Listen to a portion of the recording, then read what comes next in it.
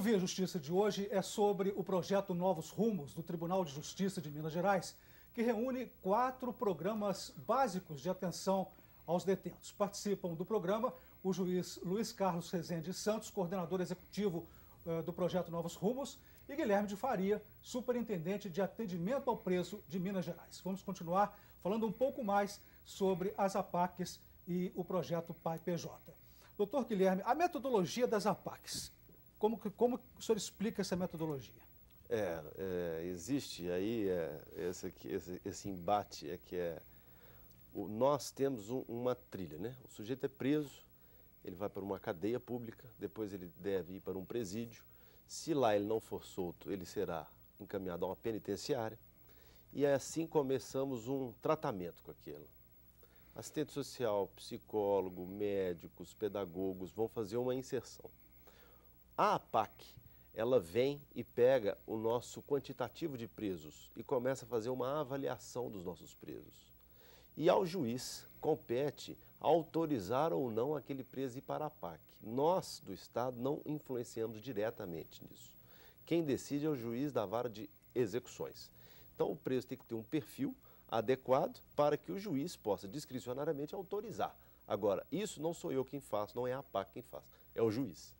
Então, no caso, o preso é autorizado a sair da prisão e ir para um lugar onde funciona a APAC. Seria isso, doutor? A gente pode dizer também que só um outro estabelecimento prisional, né? Os centros de reintegração social consideram equivalentes à prisão, até porque tem as mesmas características. A pessoa não sai quando quer, né? Somente vai sair com autorização judicial, permanece recluso e trancado quando recolhe-se ao final do dia, etc., né? Mas com relação à escolha, né? Talvez a seleção, o doutor Guilherme já disse mais cedo aqui, o perfil da pessoa que vai para as APACs, né? Nós temos que acreditar que as APACs, Carlos, ela não é apenas para o preso bonzinho, né? Ela é para todos. Aliás, quando eu estava em Lagoa da Prata, o grande desafio era pegar exatamente o preso mais complicado. E, geralmente, então, aqueles que têm a pena maior.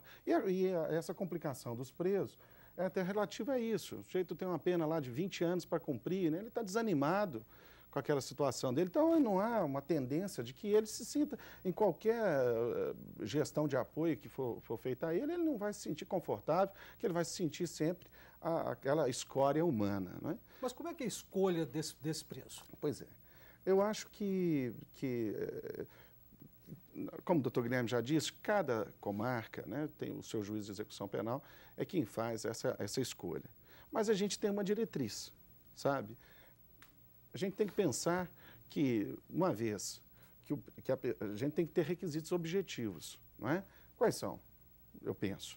Primeiro, entre os presos, aquele que tem a pena maior.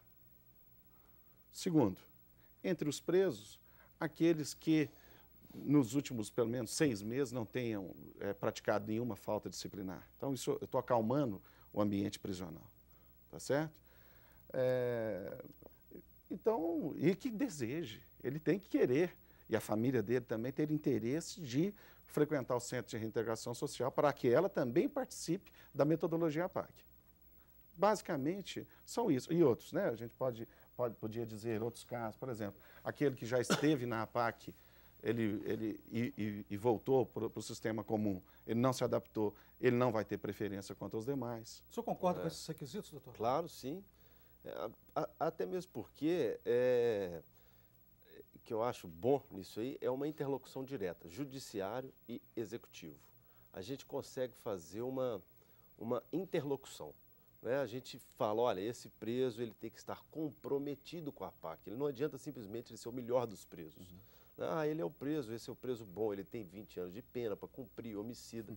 Mas se ele não tiver compromisso, assim, olha, a metodologia APAC é responsabilidade direta sua, do preso. Então não é mais o Estado aqui determinando, olha, você vai fazer, tem que fazer, vai ficar ali. Não, você fica envolvido numa forma de cumprimento de pena, não só dele, quanto os outros também. Então tem que ter uma certa sensibilidade de todos nisso aí. Doutor Luiz Carlos, vamos falar agora sobre o projeto Pai PJ. Como que anda em Minas Gerais? Antes de falar do Pai PJ, eu queria só concluir uma coisa sobre a APAC. Queria dizer, cara, que muito me perguntam no estado inteiro, no Brasil inteiro, quando eu vou, por que não tem APACs em outros lugares? Não é? E eu quero dizer o seguinte, elas não existem porque o governo dos estados ainda não despertou para isso.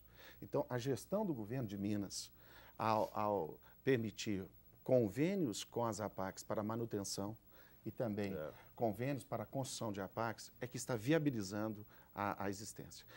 Eu te falo, por exemplo, que no Maranhão e no estado do Rio Grande do Norte existem APACs em funcionamento com muita dificuldade, que vivem do recurso, da boa vontade das pessoas. Não é possível isso. Da comunidade. Não é possível. Então, era registrar.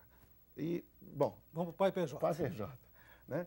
O Pai PJ, na semana passada, nós ficamos aí extremamente felizes com o reconhecimento do Pai PJ pelo Conselho Nacional de Justiça, que está adotando como política pública para as medidas de segurança no Brasil. Só para quem não conhece, o senhor explicar o que é o Pai PJ. O Pai PJ nada mais é do que uma articulação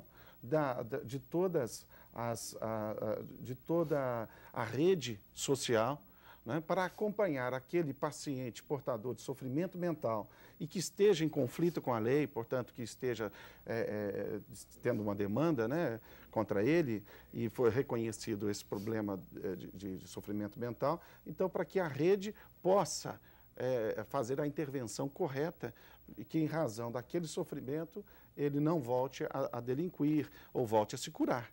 E quais são as estatísticas, doutor Guilherme, desse melhoramento para a situação, no caso específico, desse preso?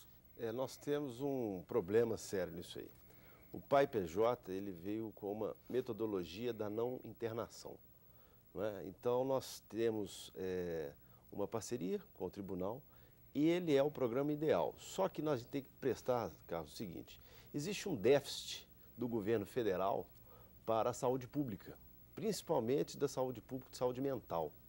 Então, o que o Pai PJ quer? Pegar um preso com um portador de sofrimento mental que teve uma medida de segurança decretada e fazer articulação em rede para que esse sujeito seja tratado na rede pública de saúde. Só que não existe, na verdade, a rede pública desta, ampla. Então, o Pai PJ pede, faz e na hora que vai ver, existe um déficit de mais de 50 anos do próprio SUS. O Via Justiça faz mais um intervalo e voltamos em instantes com o bloco final do programa.